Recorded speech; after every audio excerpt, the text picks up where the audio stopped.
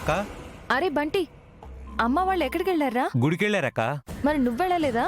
నేను కూడా వెళ్తే ఆ హల్వారాజు మన ఇంట్లో ఉన్న సామాన్లన్నీ బయటపడేసి ఇల్లు ఖాళీ చేయిస్తాడేమోనని భయపడి నన్ను ఇంట్లోనే ఉండమన్నారక్క. అవునా? అవునక్క. ఎందుకు అడిగావక్క? ఏం లేదురా, అమ్మ వాళ్ళని ఆ హల్వా ఫాలో అవుతున్నాడు. అయితే వాడెక్కడో ఒక చోట అమ్మ వాళ్ళని ఇరికించడానికి వెళ్తున్నాడక్క. అదే అయ్యుంటుందిరా. సరే, నువ్వేం టెన్షన్ పడకు, నేను బయలుదేరుతున్నానులే. సరే అక్క. పోనీ బావా, త్వరగా పోనీ. పోనుతున్నాను కదరా, ఆగు. అమ్మా ఒక్క నిమిషం. అమ్మా మైథిలి, హారతి తీసుకో.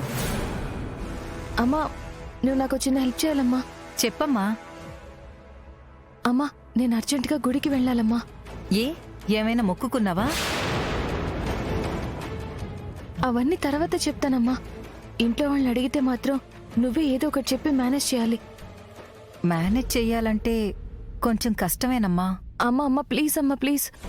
సరే, ఒక్క నిమిషం ఆగు. అమ్మా, అమ్మా. ఏంటి శుభప్రద? ఏం లేదమ్మా, నేను మైథిలి గుడికి వెళ్ళొస్తాం. ఈరోజు శుక్రవారం కదా, కుంకుమార్చన చేయిస్తానని మొక్కుకున్నాను. దానికేం భాగ్యం, వెళ్ళండి. అలాగే, హారతి తీసుకోమ్మా.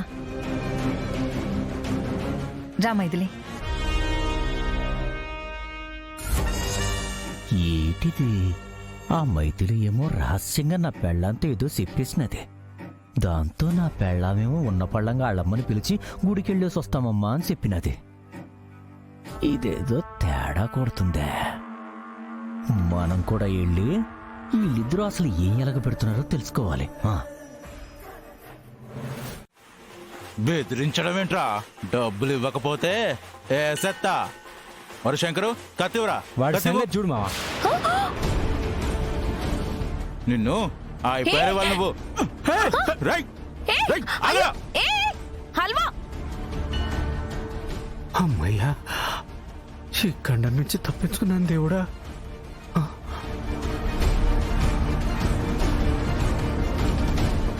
పోని పోని పోని పోని పోనీ అన్నా. రైట్, ఆగరా.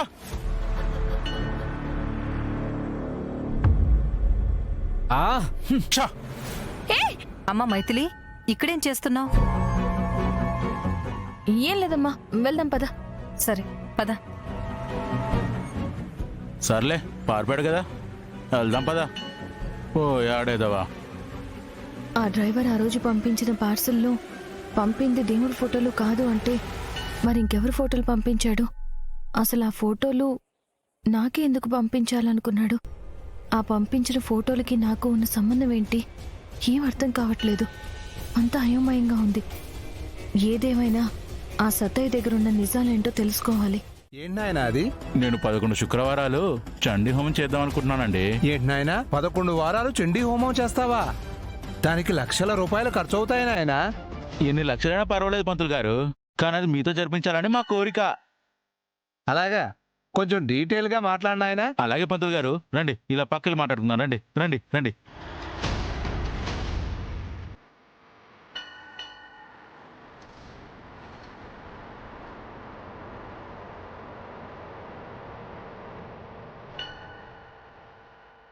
సత్య, మైథిలి చెప్పిన దాని గురించి ఆలోచించు. అంతే తప్ప ఆవేశపడి తన మాటల్లో అపార్థాలు వెతక్కు. నాన్న, అమ్మ వాళ్ళు పడుకున్నా సరే మీరు మాత్రం మెలకుగా ఉండి ఎలాంటి అనర్థం జరగకుండా చూడండి. అలాగేనమ్మా.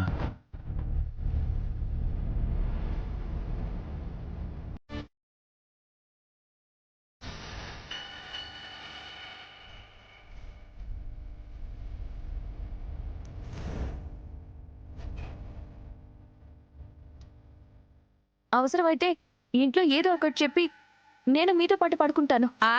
ఏం అవసరం లేదమ్మా. నువ్వు మాతో పాటు గుళ్ళో పడుకుంటే మీ అత్తింటి వాళ్ళు చూశారనుకో, కొంపలు అంటుకుంటాయి. అలా ఏం జరగదులేండి. అవసరం అయితే మైథిలితో పాటు నేను కూడా తోడుగా ఉంటాను. అమ్మో, అమ్మా అమ్మా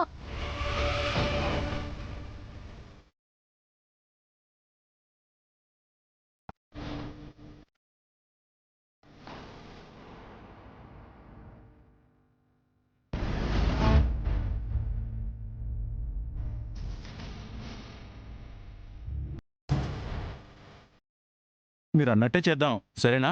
అలాగే పంతులు గారు, మీకు టచ్లో ఉంటాను. వచ్చే నెల నేను ఖచ్చితంగా ఫోన్ చేస్తాను. ఉంటానండి. మంచిది నాయనా. వెళ్ళండి.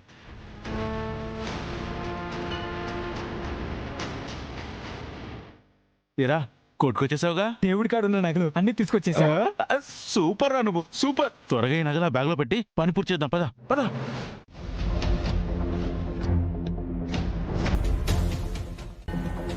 ఏమండి, మేము వెళ్ళి ప్రసాదాలు తీసుకొస్తాము. ఈ లోపల మీరు వెళ్ళి ఒక 2 వాటర్ బాటిల్స్ తీసుకురండి. అలాగే సత్య. అమ్మా పద పద.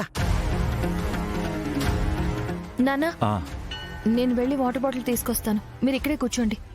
సరేనమ్మా వెళ్ళిరా. చీడు పొడేంటి మావా? మైథిలికి తన జన్మరహస్యం చెప్పడానికి ఇదే కరెక్ట్ సమయం. సత్యవతి అత్తయ్య లేరు కాబట్టి నా మనసులో నిజాన్ని మైథిలికి చెప్పి నా గుండెల్లో భారాన్ని దింపుకుంటాను. మావా పొయ్యాడ్రా. భలే ఛాన్స్ మామా.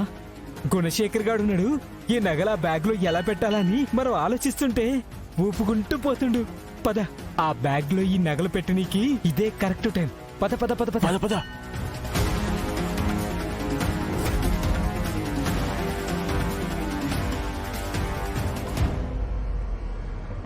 అమ్మా మైథిలి,